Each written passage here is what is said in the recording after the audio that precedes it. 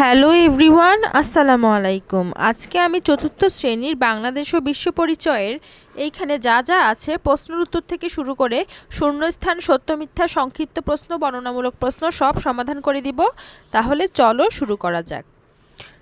সঠিক শব্দ দিয়ে শূন্যস্থান পূরণ করো। 1 নাম্বার, বিভিন্ন কাজে সমান অংশগ্রহণের সুযোগ সুবিধায় ছেলে মেয়ের সমতা।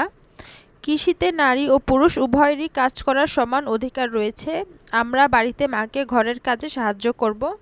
তারপর সত্য মিথ্যা, পারিবারিক সিদ্ধান্ত নেওয়ার ক্ষেত্রে মেয়েদের মতামত নেওয়ার প্রয়োজন নেই। এটা কি মিথ্যা হবে?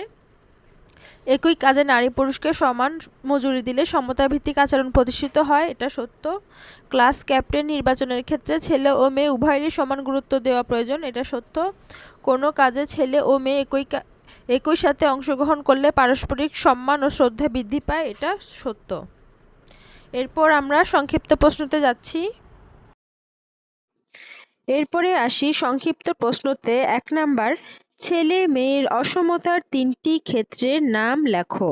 উত্তর: খাদ্য, শিক্ষা, ঘরের কাজ ও খেলাধুলা। এরপরে 2 নাম্বারে আসি, পরিবার ও সমাজে কিভাবে ছেলে মেয়ের অসমতা গড়ে ওঠে।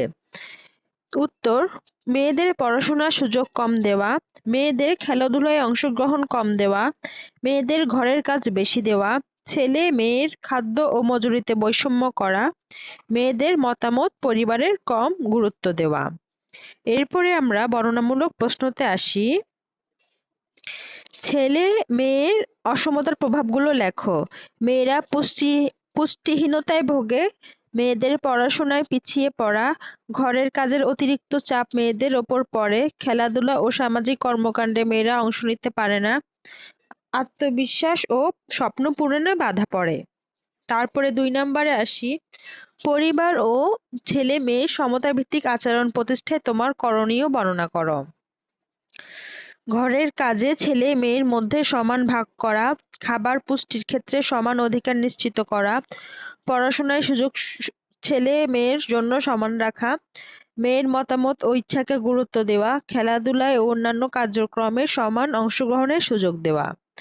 এইভাবে আমি সবগুলো প্রশ্ন তোমাদেরকে আনসার করে দিলাম, তোমরা যাতে পারো তাই সহজ ভাষায় লিখে দিলাম। আজকের মতো এখানে শেষ করছি।